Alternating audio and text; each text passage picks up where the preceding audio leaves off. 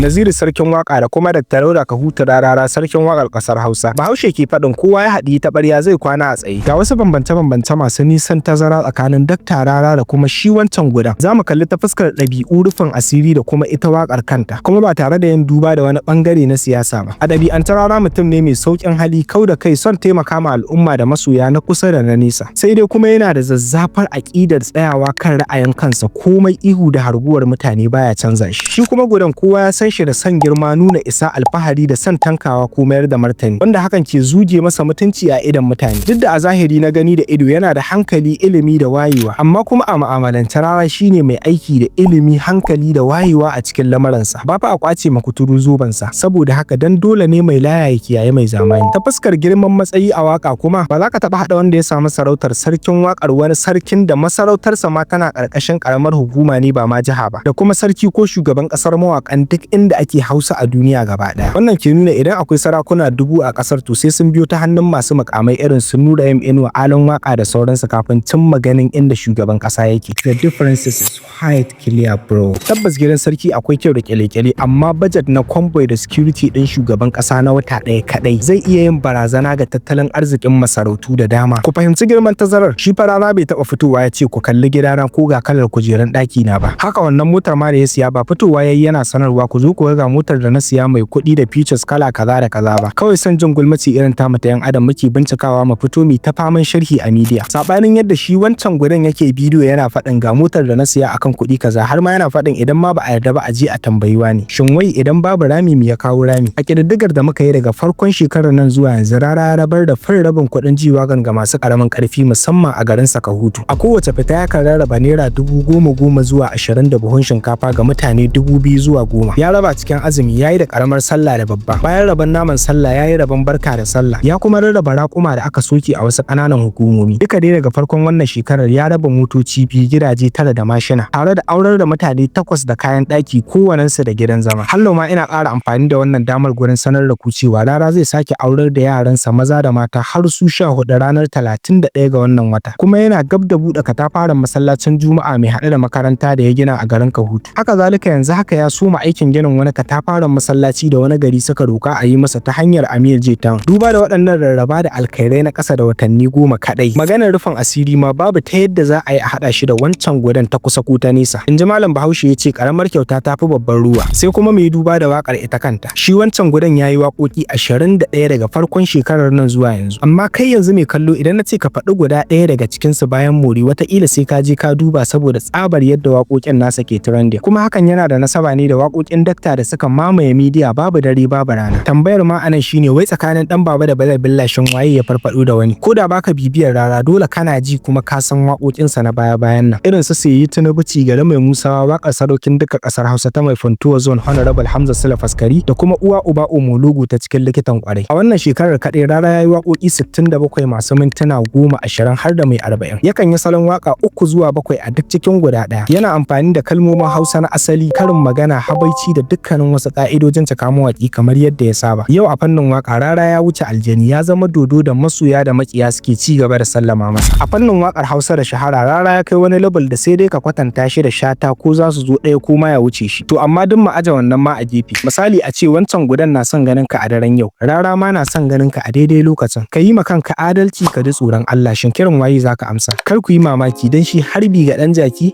ai gado ne. Mu haɗe da ku a bidiyo na gaba game da Dr. Dauda Kahutu Rarara, masoyan Hausa da Hausawa na duka faɗin duniya. Abdul H Boy, sai wani lokaci.